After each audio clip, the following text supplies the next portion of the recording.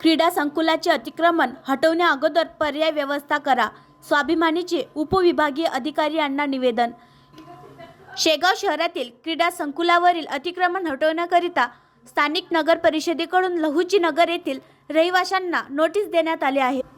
परंतु शासनाच्या नियमानुसार आधी घरकुल नंतर प्रकल्प राबविणे असा नियम आहे. या सर्वच नियमांची पूर्तता व्हावी, त्यानंतरच प्रकल्प राबवण्यात यावा अशा तऱ्हेचे निवेदन स्वाभिमानी शेतकरी संघटनेचे शहर अध्यक्ष गोपाल तायडे यांनी उपविभागीय अधिकारी यांना दिले असून यामध्ये नमूद मजकूर असा की मागील 20 वर्षापासून सदर वस्ती अस्तित्वात आली असून अनेक जाती धर्माची कुटुंब येथे राहतात. शासन हे मायबाप असते.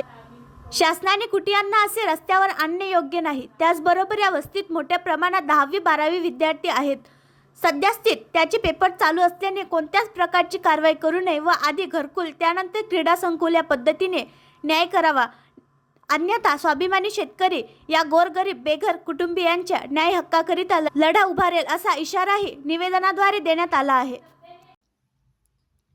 आणखी नवीन व्हिडिओ पाहण्यासाठी आमच्या देशमुख एक्सप्रेस न्यूज चॅनलला सबस्क्राईब करा, लाईक करा आणि शेअर करा.